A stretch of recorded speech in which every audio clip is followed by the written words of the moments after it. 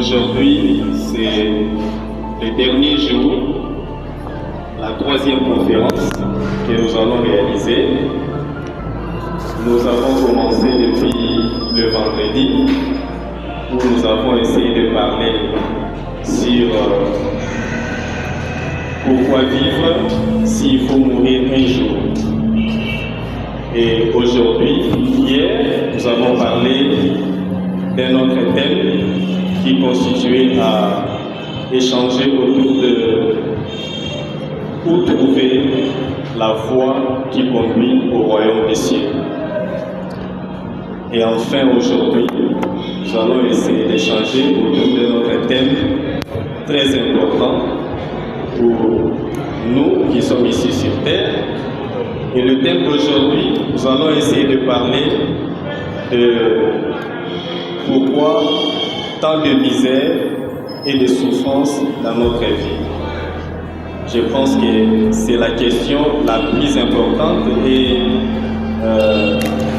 la plus pertinente que nous avons toujours posée, de ce que nous vivons quotidiennement, de ce qui nous arrive quotidiennement, et nous nous disons pourquoi tant de misère, pourquoi tant de souffrance. Parfois nous nous posons la question, nous ne savons pas est-ce que c'est réellement ce que nous disons, où il y a des contradictions, ou c'est par ignorance, ou c'est nous qui ne comprenons pas ce que nous disons. Qu'est-ce que nous avons comme bonne compréhension sur la souffrance exactement? Est-ce que ce que nous vivons, c'est réellement la souffrance, ou ce que nous vivons, ce sont juste des difficultés de la vie? Alors ensemble avec les conférenciers du jour, nous allons essayer de voir, comprendre, comme nous avons dit hier au Sosola, voyez, ceux qui ont na ignorance, ou bien tout Sosola penza na bosolo pour na koloba ou tout koloba. Et je demanderai à notre conférencier, si possibilité il y aura, de pouvoir nous rappeler un peu le base du message du Graal. C'est quoi le message du Graal? Que parle du message du Graal? Et ça nous fera tous du bien, surtout pour ceux qui sont venus nous assister aujourd'hui. Merci et bonne conférence à vous. Je réitère encore à tout le monde bon après-midi et soyez vraiment le bienvenu. Le thème d'aujourd'hui est intitulé « Pourquoi tant de souffrances, pourquoi tant de misère dans notre vie ?» Chacun de nous se pose beaucoup de questions. Et souvent, dans notre vie ici sur Terre, les déboires, les difficultés, les contrariétés, beaucoup de choses nous arrivent. Mais on nous soulage tout simplement pour nous dire parfois c'est la volonté de Dieu. Malgré ce qu'on nous dit là, intérieurement, ça nous dérange. Aujourd'hui, grâce à l'œuvre Dans la lumière de la vérité, message du Graal, nous avons des explications profondes. Nous avons des explications sur l'essence de toutes choses et sur le processus de toutes choses. Parce que le Seigneur Jésus, dans Jean 14, verset 26, nous a promis l'arrivée de la vérité. Je vais les citer, il nous a dit, si vous remontez un peu dans Jean 14, verset 15 à 16, « Si vous m'aimez, gardez mes commandements. Et moi, je prierai le Père, afin qu'il vous donne un autre consolateur. » Dans Jean 14, verset 26, il dit, « Le consolateur, l'Esprit Saint que le Père vous enverra en mon nom, vous enseignera toutes choses et vous rappellera tout ce que je vous ai dit. » Fin de citation. Donc aujourd'hui, grâce à l'œuvre Dans la lumière de la vérité, message du Graal, nous avons l'explication de toutes choses. Nous ne pouvons pas dire, bon, ce sont les desseins impénétrables de Dieu. Nous ne pouvons pas dire, les chemins de Dieu sont insondables. Non. Aujourd'hui, nous devons voir clair. Or, voir dans la création, voir signifie connaître. Donc, nous allons répondre à cette préoccupation du Seigneur Jésus qui disait « Mon peuple périt par manque de connaissance ». Le message du Graal vient donner cette connaissance. C'est la connaissance de quoi? C'est la connaissance de la volonté de Dieu. La volonté de Dieu, c'est quoi? La volonté de Dieu, ce sont les lois. Ce sont le principe de la vie. C'est ça qu'on appelle la volonté de Dieu. Et ce principe de la vie, ces lois, c'est ça qui gère toute la création. C'est ça qui gère la vie. C'est ça qui fait que la vie soit la vie. Sans les lois, sans ces principes-là, il n'y aurait pas de vie. Alors, quand on connaît ça, quand on les comprend, on comprend aussi tous les processus de la vie. Alors, le message du Graal, c'est cette explication de ces processus-là, de ces principes-là, de ces lois-là. C'est ça le message du Graal. Le message du Graal n'est pas une religion. Ce n'est pas une église. Ce n'est pas une secte. Ce n'est pas une science occulte. Pourquoi est-ce que le message du Graal n'est pas une religion? Parce qu'il n'y a pas de dogmes dans le message du Graal. Les dogmes sont des pensées, des idées humaines qu'on a essayé de raccoler à la parole de vérité apportée par des prophètes et les fils de Dieu. Or, l'être humain n'est qu'une petite créature. Qu'est-ce qu'il peut apporter dans la grandiose création? Donc, les dogmes sont nuisibles. Le message du Graal n'est pas dogmatique. Il n'y a pas de dogme dans le message du Graal. C'est pourquoi le message du Graal n'est pas une religion. Comme le message du Graal n'est pas une religion, le message du Graal n'est pas une église parce que les églises sont issues des religions. Les églises dépendent de ce que les religions donnent. Alors le message du Graal n'est pas une église. Le message du Graal n'est pas une secte parce que il n'y a pas un gourou qui vous dira que moi, j'ai été visité par Dieu, il m'a parlé, il m'a dit ceci, et puis il crée son groupe et il devient le père spirituel de tout le monde. Non. Le message du Graal n'est pas ça. Le message du Graal n'est pas une science occulte. Pourquoi? Parce que l'occultisme, c'est la bêtise. La plus grande bêtise qu'un être humain puisse faire, c'est d'aller pratiquer l'occultisme. Parce que, au fond, comme l'a dit l'auteur du message du Graal, c'est lui qui demande aux autres de pratiquer l'occultisme ou qui enseigne aux autres l'occultisme. Il leur offre des pierres au lieu de pain. Et il montre par là qu'il n'a aucune connaissance, même la moindre, du processus réel de la création.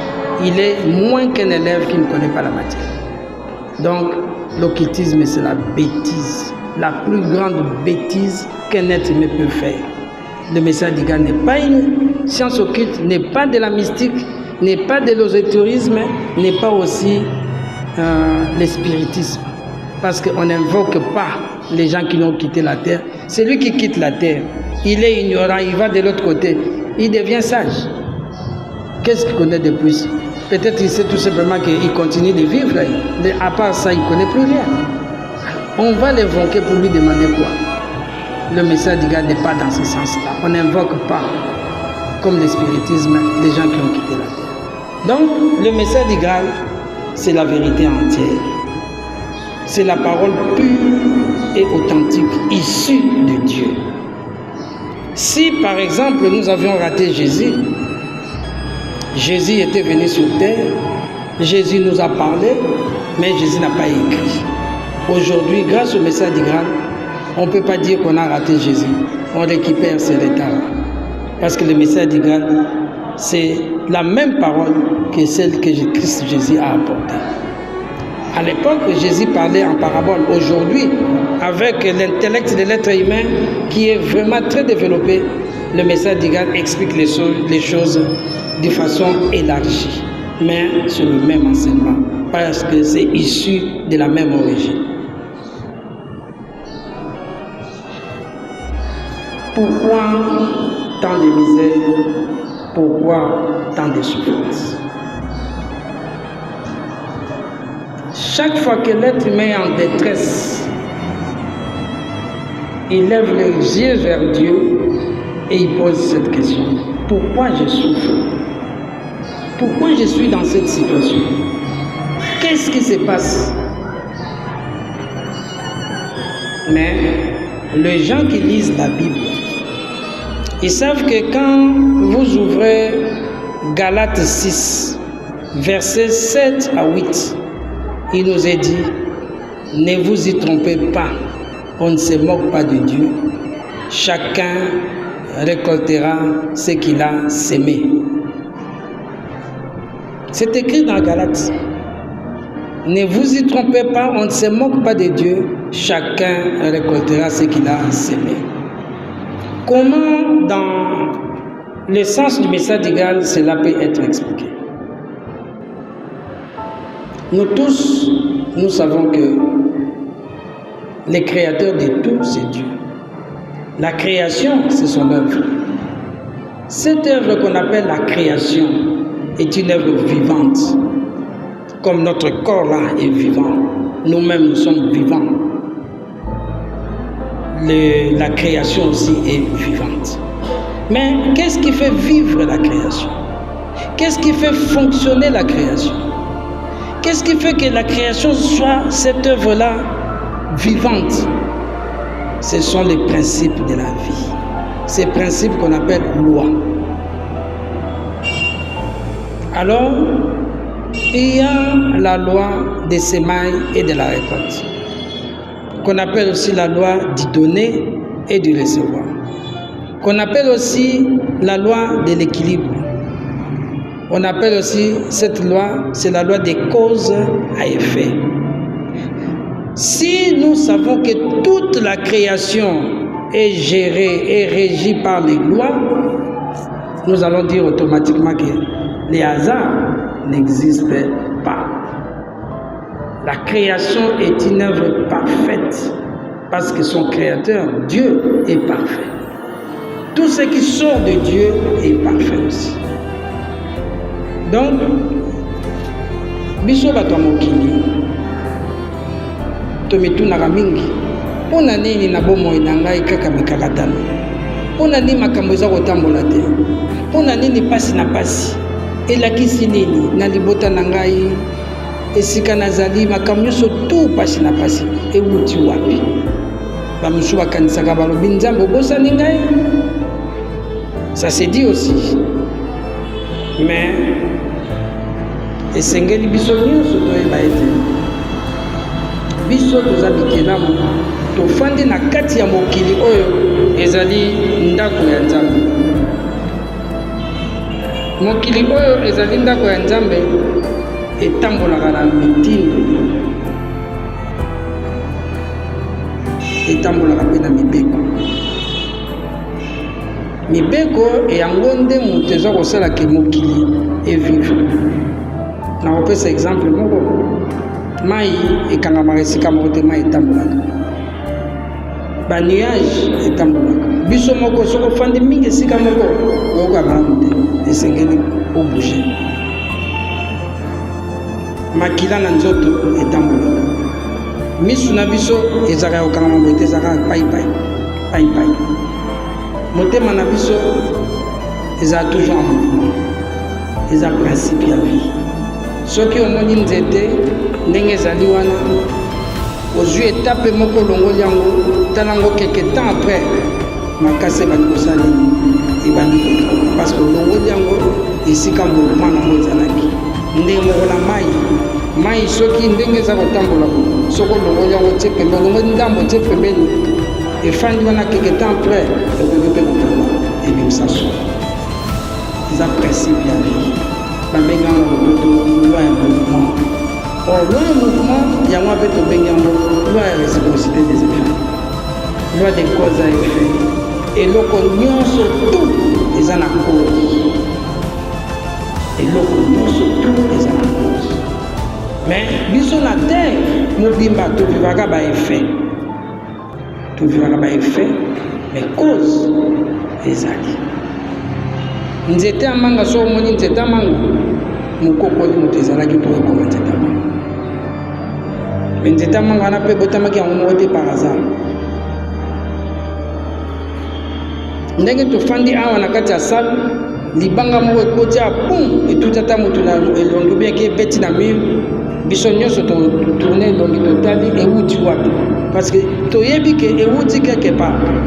Mais soki moko na biso abi te libanga wana eye nango ka par hasard nani yango ondi moto moko te parce que les hasards n'existent pas. Hasard ezalaka te. Alors sikoyo bomoi na biso totambolaka tovivaka na kati ya mokili oyo eza géré na bamibeko wana.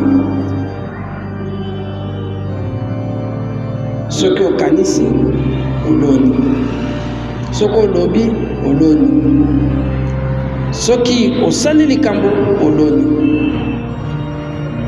Moto na moto abukaka kaka oyo alonaka. Loi wana, principe wana, yango wana tobenga yango destin. Le destin.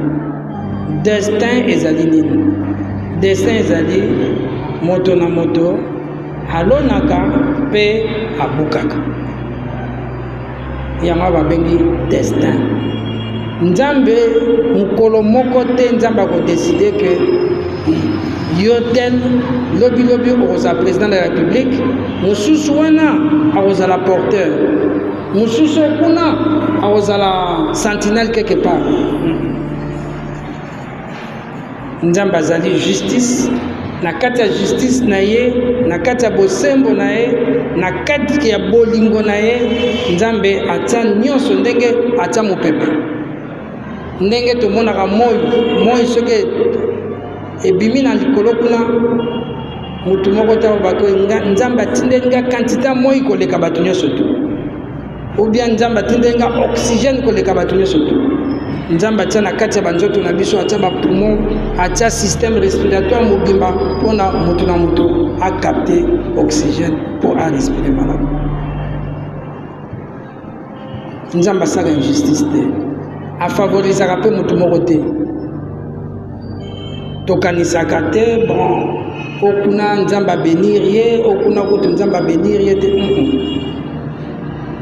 Biso nyonso tout Nzambe apesa biso eloko moko, le vouloir, le désir. Mutu na mutu azaka na kati na ye alingaka eloko moko, ou bien adésiraka yo kaka posa eloko moko.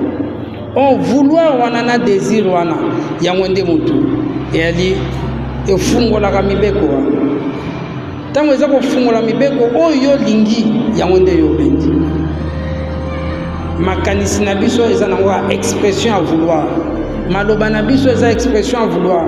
Makambo tosalaka eza expression à vouloir. Sans le vouloir on fait rien. Tout est outaka na vouloir. Alors na création oyo ya Nzambe, na justice ya Nzambe, na bolingo na ye, na perfection na ye, mutu na mutu aza libre ya kosala vie na ye na ndenge ye moko alingi. Soki lelo oza na mikakatano yebaki olonaki mbeba. Soki lelo oza na malamu yebaki olonaki malamu. Eza pe na ntina moko te okige banda kosala ba jeûne prière pour banzambe na nga longola nga pasi. Eloko moko kaka. Seigneur Jésus alobaki na biso, vous connaîtrez la vérité et la vérité vous affranchira. La vérité c'est quoi? La vérité c'est la connaissance de la loi. C'est ça la vérité. Soko yebi ka ba loi, oyebi vérité. Alors soko yebi yango mbala moko okomi libéré. Pamba te okoki ko changer destin na yo.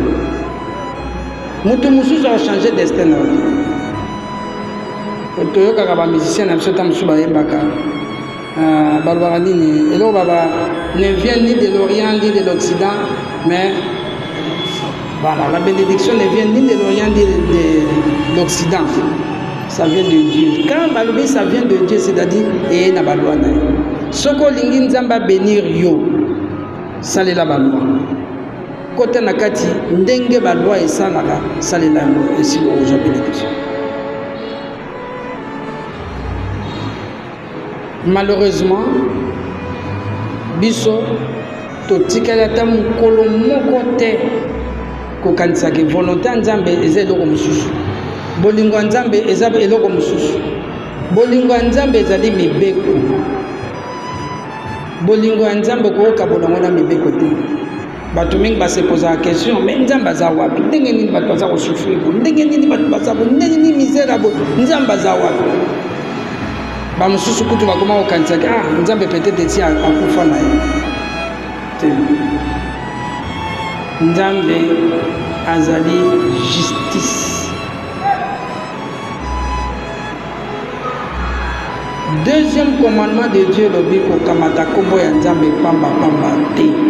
Or mingi mingi na kati ya ignorance kombo ya nzambe to salama. Soki toyebaki ke vouloir na biso yango moto décidaka sort na biso tokotambola ndenge mosusu. Parce que vouloir na biso eza clé de contact pour na ba loi et agir. Or loi eza nini oyo yo loni yango okoki. Soko ofingi bakofinga, soko osala injustice bakosala injustice, soko oyini bakoyina yo. Donc en principe nyonso oyo ozosalela moninga na yo ozomisalela yango yo moko. Balwa yango wana sikoyo soki toyebi yango, soki toyebi ke loi ezali nyonso oyo eyelaka biso ezali nango kaka bafui ya oyo biso moko tolonaki na makanisi na biso, na maloba na biso, na misala na biso.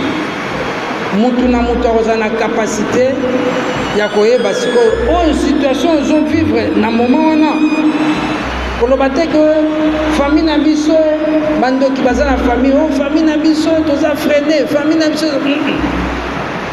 na kati ya famille wana yo ozali individuel, ozali dilué te dans la famille, yo za individuel, ozali yo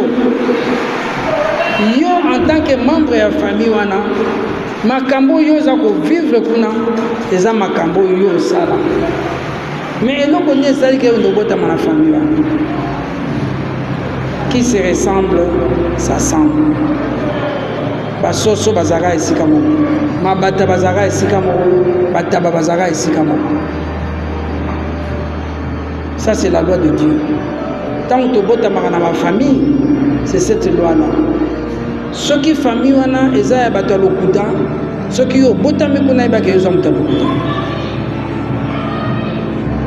Komanda kosilika na mutu moko te sala effort nzambe na bolingo na ya special possibilité obotama kuna po omiyeba yo moko. Ekolo yo botami anga na botami mongo biso ba mongo zo fier moza mongo te, mais soki batuso ba bia ba mongo bazaka ba miyibi yeba ke yoza moyibi yango no botami sala nyonso tout obima na kati ya likambo. Ce sont des possibilités où il peut s'amener biso pour mutu na mutu amiyeba. Mais malheureusement, to boti ba mangomba, to boti ba religion, to boti ba science occulte, toujours comprendre des sous makamute jamais bungi. Toujours ba sunzela ya nzambe malamu malamu. Oh, nzela ya nzambe. Koyeba nzambe malamu ezalika koyeba volonté na ye. Soko oyebi volonté na ye oyebi nzambe. Et soko oyebi nzambe oyebi mibeko. Soko oyebi mibeko oyebi bomoyo. Et soko oyebi bomoyo oza dégager. Pambate nyonso koyela yo pona yo c'est une occasion ya kolongola. Pour m'y reconnaître pour kolongola. Est-ce que tu peux poser sous question pourquoi tant de souffrances, pourquoi tant de misère? Tu peux poser question. Parce que la misère c'est quoi? La misère, c'est tout simplement la conséquence, c'est la suite, ce sont les effets de ce que vous avez fait endurer aux autres. Ce qui est offert en direct dans la privation, dans ma cambobele en dengue na dengue. Mais où est-ce que malheureusement, et l'eau comme sous oyo et ça là que toye ba makambo malamu mingite to mitala kamingi na vie moko oyo to kanisaka c'est la première fois to botami na terre biso nyonso ndenge tozabo mutu moko te abotama mbala moko biso nyonso tout to botama mbala ebele to kufa mbala ebele. Nous avons été dans toutes les races de la terre. Tozalaki race blanche, tozalaki race jaune, tout. Nous avons été dans toutes les conditions sociales dans mokili tozalaki. Ozalaki riche, ozalaki moyen, ozalaki nini, ozalaki nyonso tozalaki. Mais les loyo ndenge toza awa. Mutu na mutu azali la somme. Mutu na mutu azali résultat ya ba vie na nyonso passé ndenge tofani. Mais nous avons la possibilité avec la connaissance. Il y a pas loin nzambe, nous avons la possibilité ya komiyeba, ya ko bonwana pour na kozwa orientation mosusu. Tokoloba te ke Yesu Christ ayaki kozwa masumu na biso akenango. Tokoloba te ke pasi na ngai c'est le président de la République. Pasi na ngai papa na ngai kutu asalaki ngabo. Non. Chacun est responsable de tout ce qu'il vit.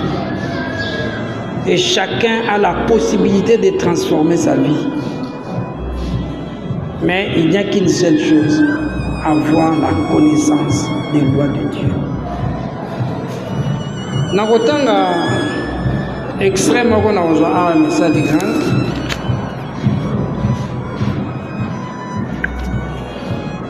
Abdouchi n'a pas que de fois n'entend-on pas de personnes par ailleurs fort censées déclarer que Dieu permette de telles choses mais inconcevables.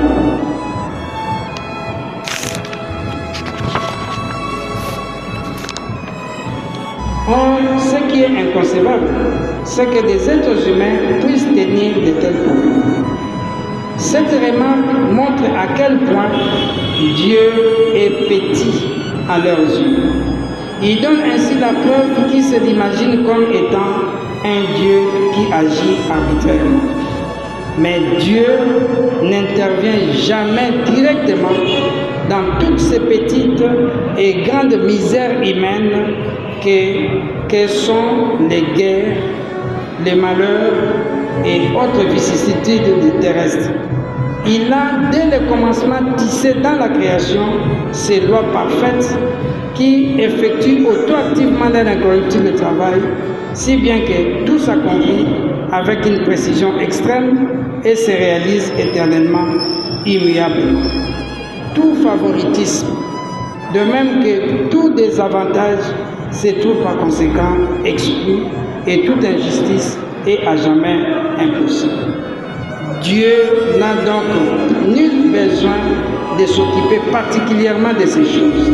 Son œuvre est sans lacume. Oh, bitumba bagere za isikabo. Oh, batu baza kokufa nzala kuna. Oh, kuna baza kosala boye. Ndenge nini nzambe aza kotolere makambo. Wana elakisi oyebi nzambe te. Makambo wana nzambe ata moke te. Pona nini? Nzambe asala œuvre na ye ezali parfaite. Makambo nyonso na kati biso tanto ye, tanto tangaka Bible, balobi na biso après avoir tout créé, Dieu a trouvé que tout était comment? Tout était bon. Il n'y avait pas le mal. Il n'y avait pas de misère. Il n'y avait pas de souffrance. Dieu ne veut pas de misère pour son peuple. Dieu ne veut pas Batouba Mona passe à l'ignarante. La preuve est que Nani a la difficulté pour respirer. Nani. Moutouma a la difficulté à respirer. Ce qu'on a la difficulté à respirer, c'est maladie. Nani a la difficulté pour aller à la pomme. nzambe mpona kolia atiela biso minu wana eza komarche biloko asali système digestif mpo biloko nyonso to eza marche ekende bien epuis lobilobi esamaka nango kosa mais biloko ya kolia atieli biso banzete ya manga atieli biso ebale bambisi atie banyama na zamba atie biloko nyonso tu ye wana kaka moto alingi bato basouffrir souffrance ewuti wana misère ewuti wana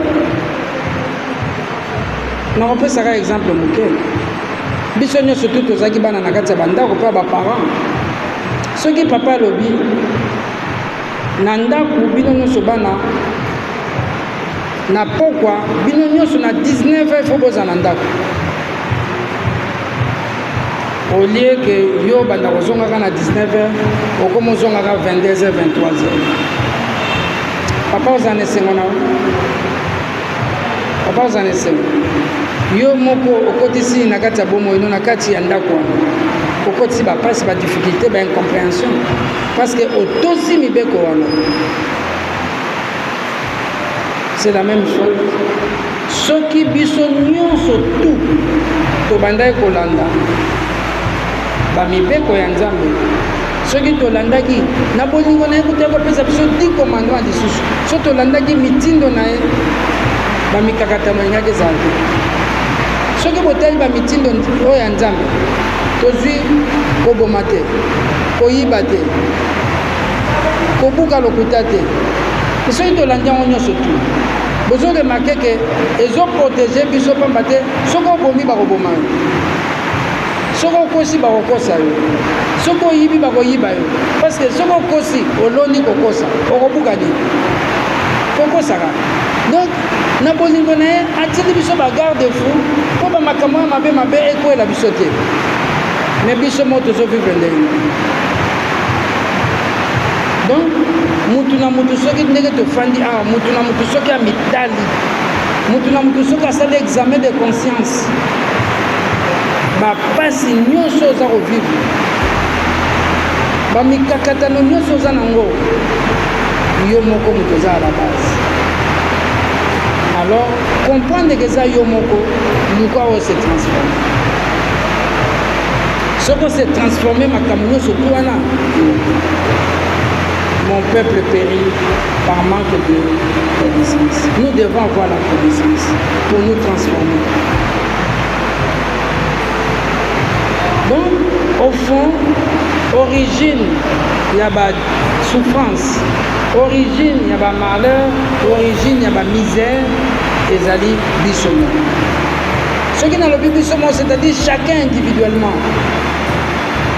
Mutu na mutu est à la base ya makambo ezoyela ye toloba o bebe abotami lelo bebe aza na angelu ya nzambe bebe aza angelu te bebe wana aya na terre peut-être 1000 fois bebe wana peut-être azalaki mutu moko malamu peut-être pas azalaki mutu moko mabe mais lelo aza bebe mais ntango akokola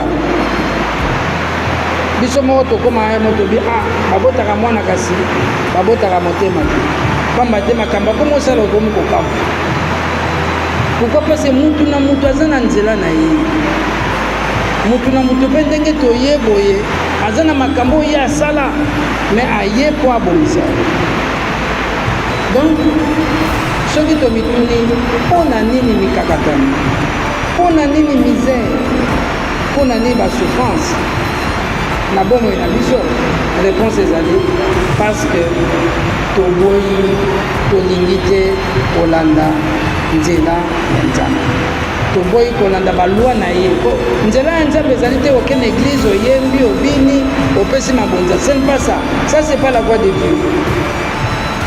Jésus alobaki mon peuple périt par manque de connaissance. Il n'a pas dit mon peuple périt parce qu'il ne va pas à l'église. Alobaki en côté. Il n'a pas dit que mon peuple périt parce qu'il ne prie pas. Alobaki en côté. Alobaki que mon peuple périt parce qu'il ne connaît pas mon nom. Alobaki en côté. Mais alobaki mon peuple périt parce qu'il manque la connaissance. Mais c'est quelle connaissance? Connaissance c'est la loi en Nzambe. Parce que ceux qui te disent la loi on a bien, chacun devait régler sa vie. Mutu na mutu angai ko bongisa bomoi ne selon ba loi. soki nakosi baokosama naokosama soki nayibi bato mpe bamoninga te bonayiba kasi soki oyibi bakoyiba na oyiba te. C'est comme ça, parce que moto no moto abukaka koyo alona. Donc chacun de nous destin na yo eza na maboko na yo. Soki destin on est baby yo moto bebisi. Soki po linge bonga yo mokoka. Alors lelo yo message digal eye pona epesa biso ba précision na makambo nyonso wana po mutu na mutu ayeba que chacun de nous est responsable de tout ce qu'il est en train de vivre. Mutu na mutu aza responsable. Tolobaka ta mosusu omona mwana moko kuna amelaka bazododo amelaka balotoko lobilobi nzoto ebebi obia ye moko ta ta ndenge abebisi nzoto il est responsable. Wana eza image tomoni ye mais biso nyonso vi na biso mobimba chacun de nous lokola mwana wana chacun de nous abebisaka vi na ye nani yango akontrolaka bapense na ye moto moko te et pourtant badega eutaka mingi na makanisi soki okaniseli mutu mabe soki oyini mutu soki okaneli mutu okange mutu kanda na makanisi no ozomisala mbeba yo moko yango wana Seigneur Jésus mpo aide biso alobaki linga moninga na yo ndenge omilingaka yo moko parce que na kati ya bolingo wana okoseme le mal te mutu moko te na kati ya bolingo peut semer le mal. Celui qui aime le prochain il va semer le mal. Non. Ake kutu musika ayebisi biso bo se venger te na vie. La vengeance non. Parce que ceux qui ont se venger au semer au récolter. Abi à moi la vengeance, à moi la rétribution. Pourquoi? Parce que ngai nazaba loi. Vengeance, rétribution, ils ont la carte de loi, moto akobuka o alonaki. Mais yo, linga ennemi na yo, sambela pona mutu aza ko saloma be. Nani yango alanda conseil? Mututa. Alors, ce que vous avez conseil, ndenge olingi bombo nyo comme malamu. Ce que tangi message digal okomona esika moko balobi na biso mabango na lopoto gardez pur les foyers de votre pensée, vous fondez ainsi la paix et vous êtes heureux. Donc ceux qui déjà au côté ici pureté on en a 4 c'est la paix parce que vous aimez l'amour vous allez récolter quoi? L'amour, la paix. Quand vous aimez le bien vous allez récolter quoi? Le bien non. Mais si vous aimez la colère, vous récoltez. Si vous aimez la jalousie, vous récoltez. Si vous aimez Koyina ou bien que dédaigner Baninga, vous récoltez. Nous sommes obligés de vivre les uns à côté des autres. Les prochains, Azamutu Oyo, na yende oko forger destin na malam. Ko minimiser munigati. Soko minimiser mutu yo pe ba ko minimiser. Soko ridiculiser mutu yo pe ba ko ridiculiser. Alors muko ba ko sala yango ola la pongite okoyoka pasi tout ça ba difficulté ba misère et côté lio moyens à souffrir. La connaissance libère.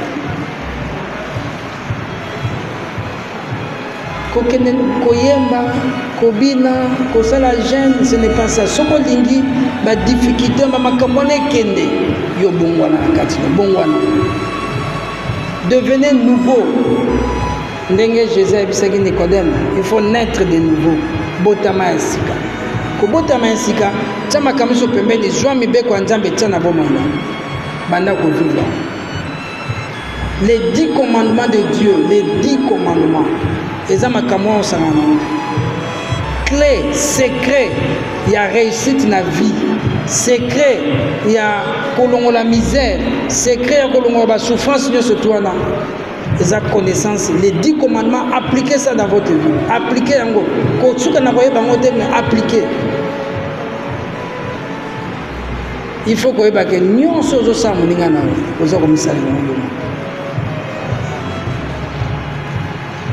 un mususu tozaka na biso ba kam mususu zaka lo kaka to benga ngolo kwa ya pamba pamba au fin devant télévision aux hôtels ba boxer mi ba ba obula beta beta mais na kati ba loi nzambe ozokotsa likambo yo pe lobi ba kosala mais yo mona ngolo kwa za jeu komona ngolo kwa jeu mais ndenge zo sapese mutu na ba tuta makofi wana azoka pe passer malgré basali on soki pona mbongo mais yo ils avaient pas moko tala ngota mais yo mikotisi sentiment na kati ya makambo wana olingi kutu babete tso babete makile bandobi mayo sepeli yebaki yope mosala na obete la bino histoire moko mwana mwasi moko abotama na États-Unis mwana mwasi wana abotami aveugle et puis aza infirme ya makolo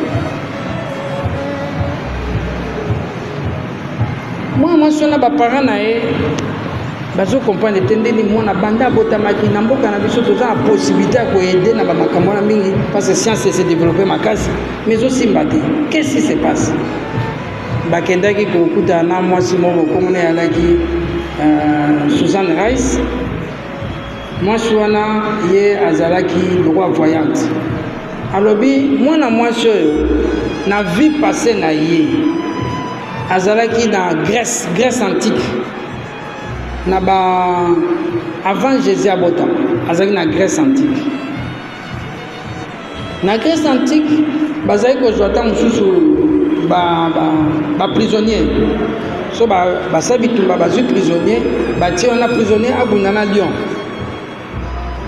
tozauta wana bafilme mais eza makambo esalama eza osalama kala alors ye koya afandi na bagradin ndenge Lyon azosala azotishekite motu wana azonyokola ye esale bien aza koyokango elengi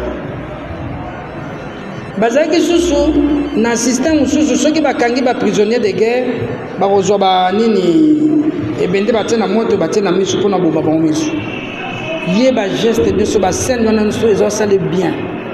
Elle ne faisait pas ça. Mais hier, Ezaki elengi pona ye. Elle aimait ça. Tango akufi, azonga yo kobotama. Abotami aveugle, abotami infirme.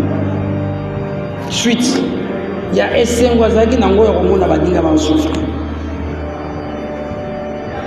Na kati ya mokilo makambo ebele to vivaka to ebaka teke ewutaka na bavi na biso mosusu aka mwasi moko boye na vi oyo abotaka te amituni me ndenge nini akenda nini bamédecin basali makambo nyonso tu ezosimbaka te akepa ya voyante nayebisi ete na vi na yo passé okufaki na obota mais avant kufa olobaki paso eleki makasi ngai soki kozonga bazonga ya mokili ngai na obota na nga supe yango na obotaka te mais biso awa bakoloba nini te basisaki mbongo libala te eske bopesaki liputa tata mwasi bapesaki te ça c'est l'ignorance likambo eza na kati ya bomoi na yo moko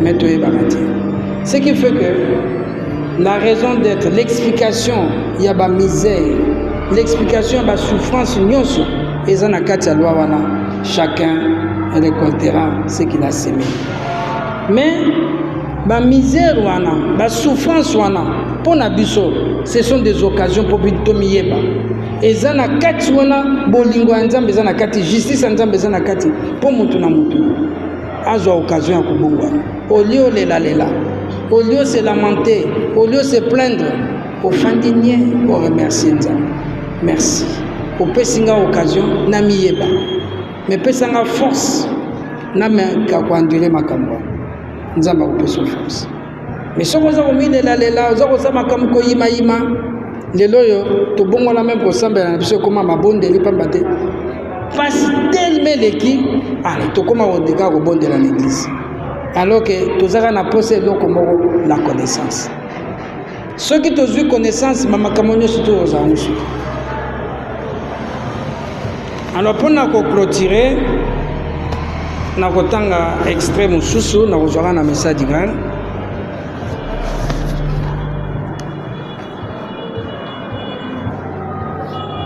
Abdouchine alobi na biso, conformément aux lois de la création, la misère, le désespoir et l'anéantissement ne sont jamais que le juste retour d'actions erronées. Ce n'est pourtant pas difficile à comprendre, pour peu que l'on veille. Il y a là une évidence si simple et si frappante que plus tard, vous pourrez à peine concevoir comment vous avez pu négliger un tel fait au lieu d'y prêter une attention soutenue. Ce qui non seulement vous aurait épargné à vous-même toutes sortes de peines, mais les aurait même transformés en joie. Fin de citation. Donc, la souffrance, la biloko se tourne, et ça n'a pas de conséquences. Ce qui te transformer en joie. Oyo, mener grâce à la connaissance. Donc, ce qui te dit, chacun peut transformer sa vie. La vie n'est pas difficile. Dieu ne veut pas que les gens souffrent. Dieu ne veut pas qu'il y ait la misère. Dieu ne veut pas ça. Na katia création na ye, to ye awa pour na to vivre la félicité, la paix, le bonheur. Je vous remercie.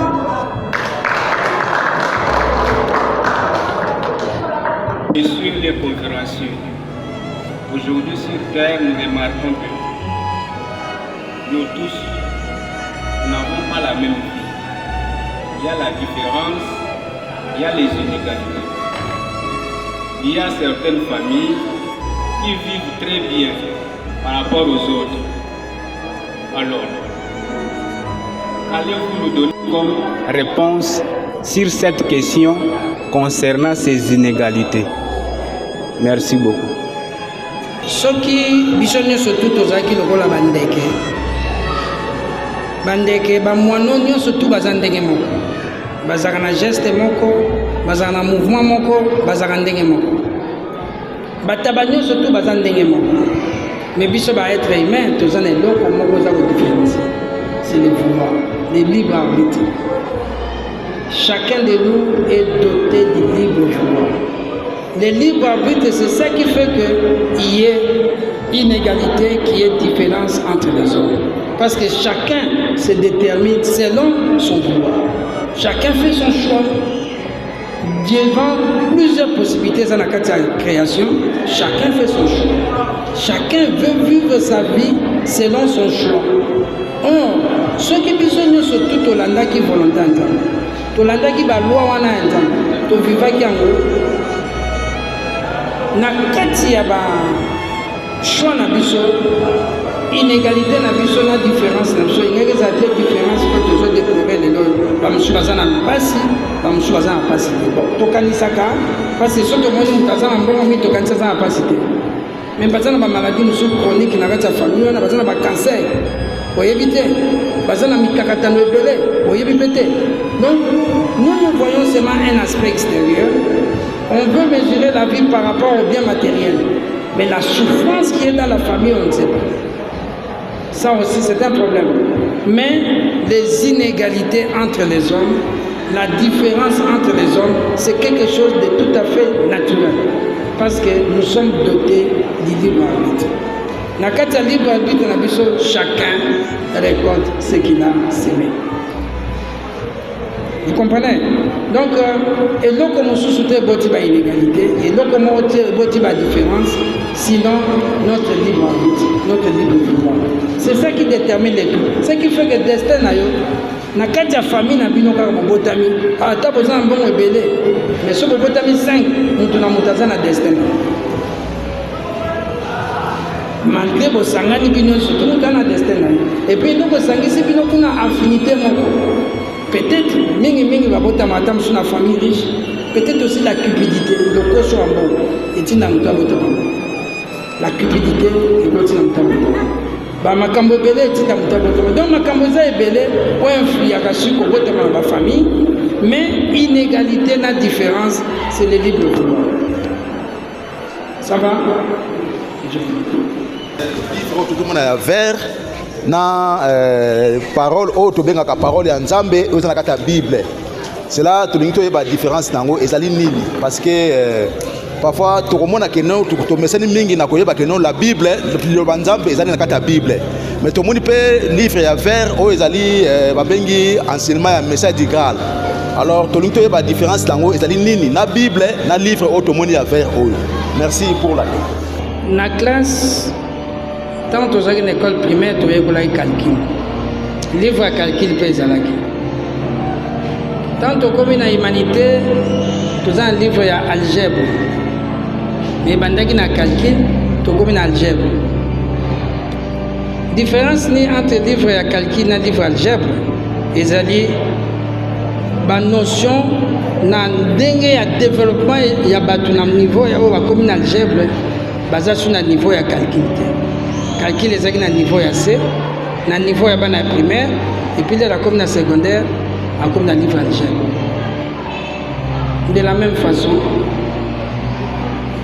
Bible est un livre ma bête. Bible est une valeur spirituelle.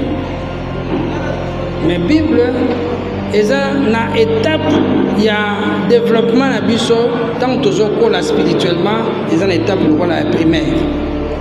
Par exemple, Adam et Ève. Par exemple, mais mutu akoli oyo akoli na molimo oyo aza susu bébé spirituel te soki Adam na Ève baza baboti na biso tolobi te ke Bible ekosaki ya na niveau wana c'est normal, mais na niveau oyo okoli oyebi ke mindele mibale bakobota mutu moindo te. Mais les autres, ils ont combien de races na terre? Les races sont les outils. Tu as vu les sous que pour nous, tu as les qui sont babalani, baboti, babengango consanguinité.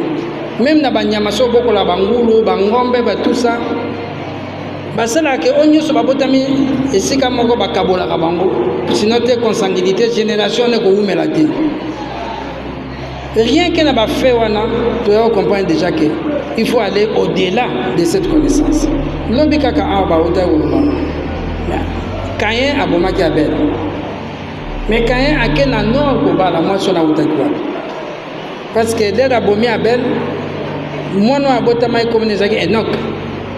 Et moi en bas. Moi je suis à Balaki à Outakwa. Il y a une chose qui fait tout simplement qu'il faut réfléchir. Nous avons besoin, les loyaux, pour la connaissance spirituelle, nous avons besoin d'un livre. Ils ont sa connaissance totale d'explication nuance. La Bible, ce que lui second quelque part à l'objet, la Bible, c'est 60% il y a histoire. Bana Israël, Bazakina Boumou, Égypte, Basalaki, Basaki, ça c'est l'histoire. 60% de l'histoire. Yesu azaki na boatu na bapostolo na ye, mbonge azaki makasi, alali pongi balamuse, ça c'est l'histoire. Okuta na kati 10% ya banzembo, les psaumes. Okuta 10% ya ba poème, les cantiques des cantiques. Okuta 10% ya liloba ya nzambe. Okuti pe 10% ya témoignage. Évangile selon Marc, évangile, on dit ça témoignage. Donc, dans l'ensemble, vous trouvez dans la Bible histoire, chansons, poésie, témoignage et puis l'Ilobanzam le Mouké. Mais ce qu'on message du Graal, livre message du Graal, du début à la fin, les histoires des athées, poésie des athées, cantique des athées, témoignage des athées, il n'y a que l'explication de la volonté de Dieu du début à la fin. Alors, dans le bandengeni, dans le babou, les lois to comme na tango ya suka ya développement na biso spirituel. Na tango ya suka, nous avons besoin de la vérité entière. Ce que tangi na Bible au komona batie les commandements de Moïse a pesaki. Tu ne tueras pas, tu ne voleras pas. Et ce qui va. Au côté de témoignage dans l'évangile, Jésus vient expliquer pourquoi vous ne devez pas tuer. Parce que celui qui tue par l'épée périra par l'épée. Mais l'élo dans le message du gars, vous disiez maintenant comment celui qui tue par l'épée va périr par l'épée, le processus. Vous voyez la différence. Donc le message du gars explique le processus de tout. Bible l'obisson mutakufi a dans ses jours de mort. Il attend le jugement dernier.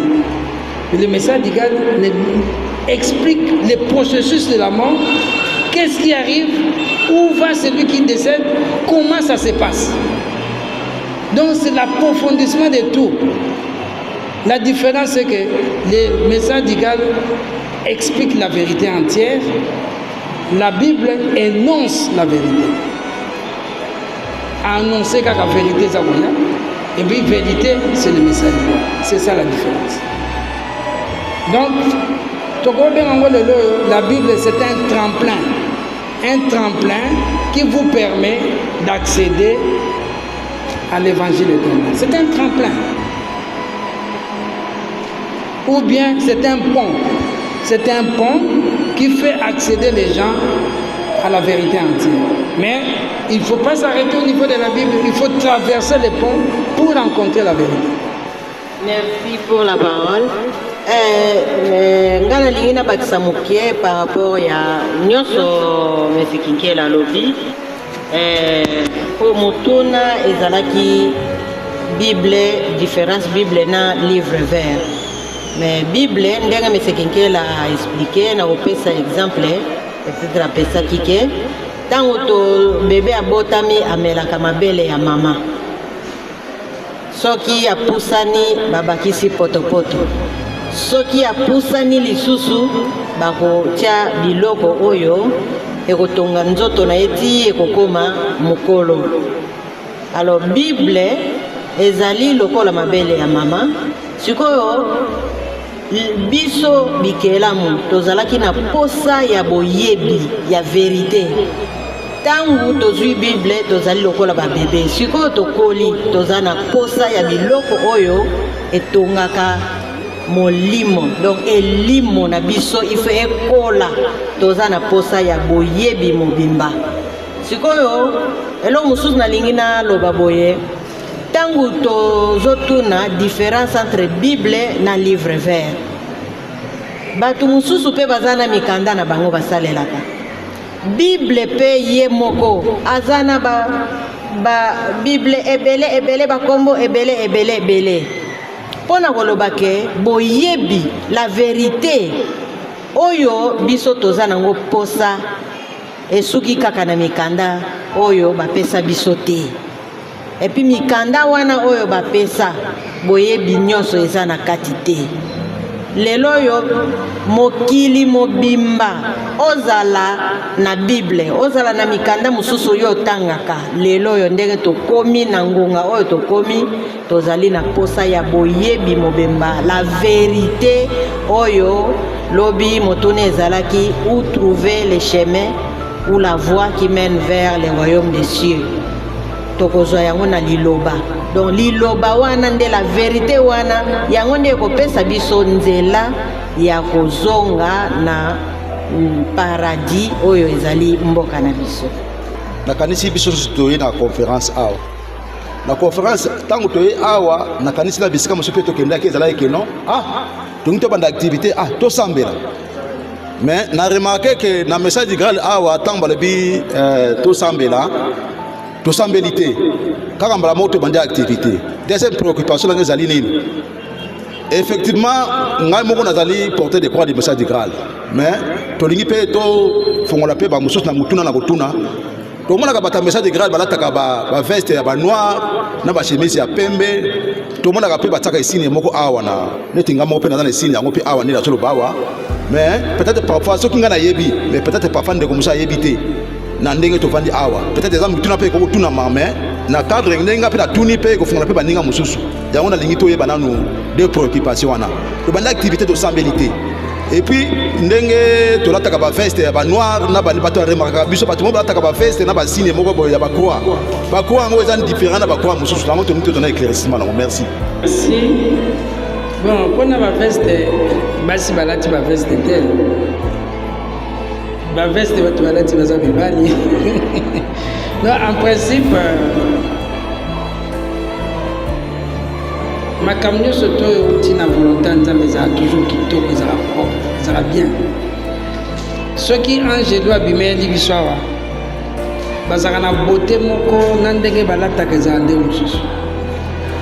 ce qui vient de Dieu, il faut refléter ce qu'il est, sa grandeur, sa magnificence. Ceux qui n'ont qu'à dire ça là, le président de la République a yé, pour y avoir un notable à Awa, pour asseoir là, on va l'attendre. Il y a le président de la République par rapport à Nzambe, Nandeki. Donc pour dire tout simplement que à tout Seigneur, tout honneur. Pour Dieu, il faut porter et le bien. Nathan Wakala, Nabanza, Ndekwaza Landanga Boshawa, Nathan Wakala, Sokolati bien. Babino, vous êtes bien en dimanche. Parce que c'est le dimanche que les gens s'habillaient très bien. Parce qu'ils allaient dans la maison de Dieu. N'est-ce pas? C'est ce qu'on disait. Donc vous êtes bien en dimanche. Donc en principe, c'est méconnaître la grandeur de Dieu, s'habiller n'importe comment pour aller au-devant de lui. Mais c'est lui qui connaît la grandeur de Dieu, sa magnificence, sa sainteté, il doit s'habiller en conséquence. C'est très important. Parce que c'est à son honneur que vous faites. Être bien coiffé, bien parfumé, au lati bien, au bongi si ça n'a pas toujours bien. Vous faites honneur à votre Créateur. Olobi, on a nini avant tout bandato sambelité. Qu'est-ce que signifie prier? Et comment prier? Les grands problèmes, c'est ça. On pense que la prière, on peut la faire n'importe quand, n'importe comment, comme on veut. Non. Nous avons dit toujours ça, la conférence introductive à l'étude de l'œuvre dans la lumière de la vérité. Cette conférence est allée pour nous koyebisa bato ke na kati ya terre vérité ezali. Ndenge Jésus a prometaki, ndenge alobaki na Jean 16 verset 12 à 15, naza na makambo mingi ya koyebisa bino me boza na capacité ya comprendre na sikoyo te me.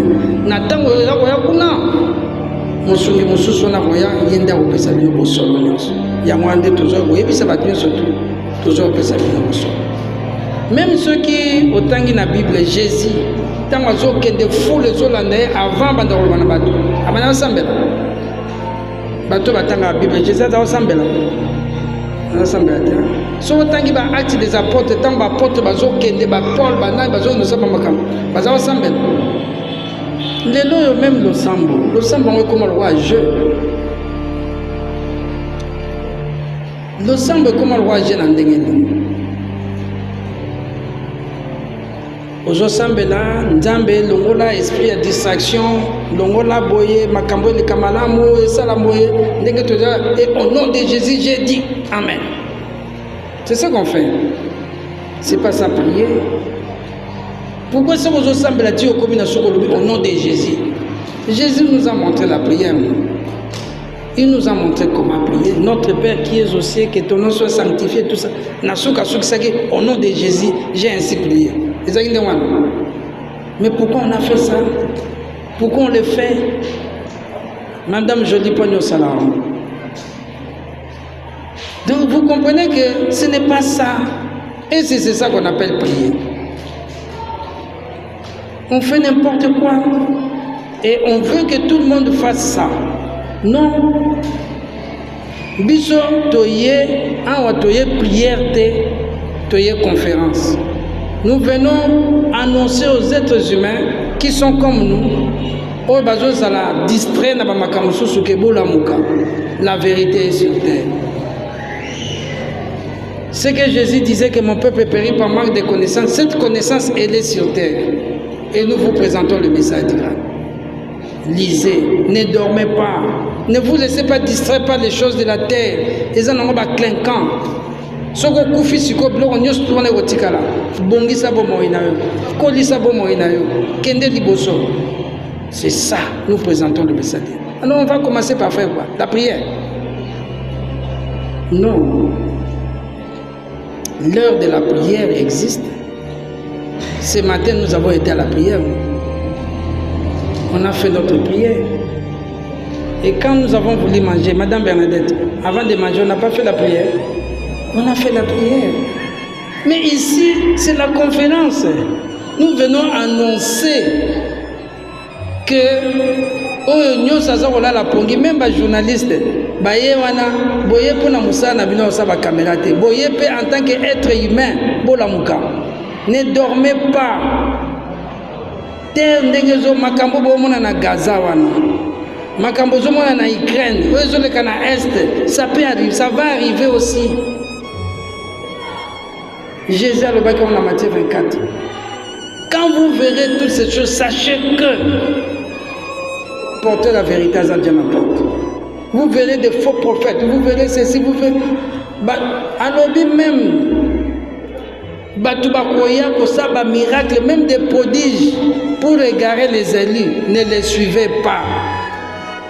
Nous venons vous dire la vérité sur terre.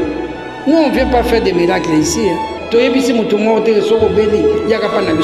c'est Dieu qui on n'a pas dit ça.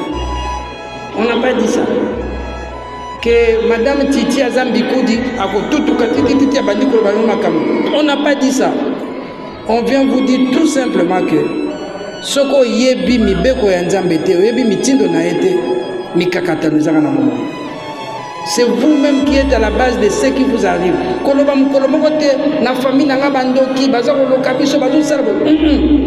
Toutes choses qui vous arrivent,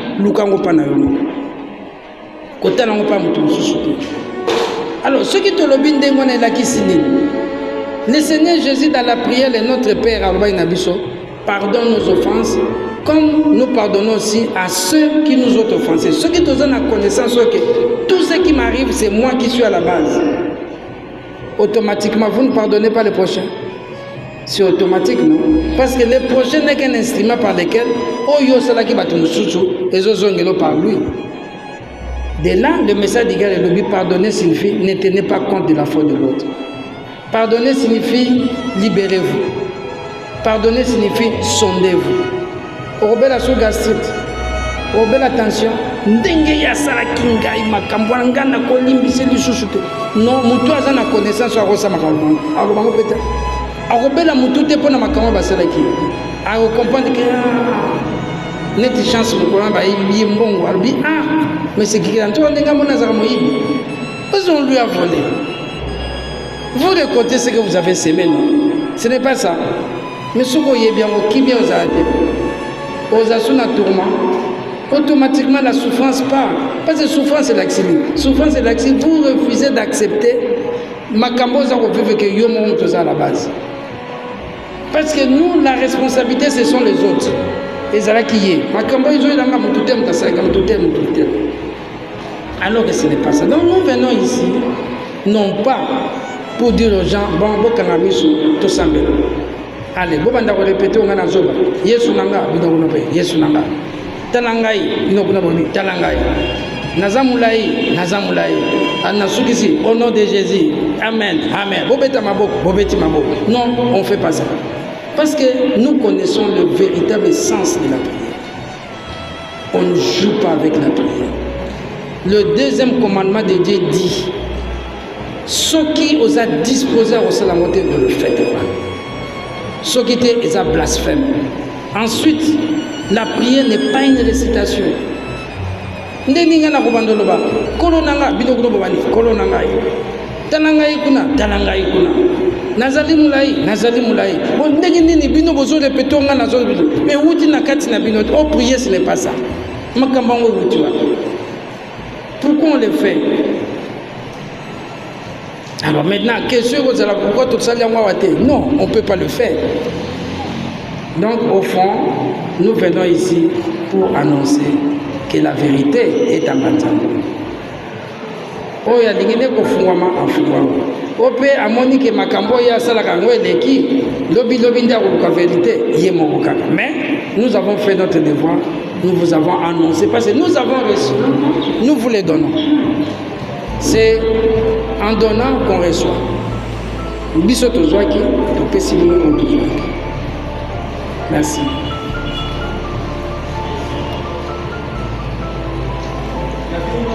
Ah oui, oui. Sur la croix. Il y avait une question sur la croix. La croix. Na bandaka na exemple kaka biso tanto eba mike. Soki bosali likambo. Soki baninga bazondima te bosali croix na se bobi sauter. Mais ces gens on sala kango te. On sala kango. La qui c'est que croix est un signe à vérité. C'est le signe de Dieu. Nazo ba susu tanto eba mike so bozo banga na molili bo banga ba biso tsaka kwa bo. Bodi mo mabe na okima. C'est le signe de Dieu. La croix est le signe de Dieu, c'est le signe de la vérité.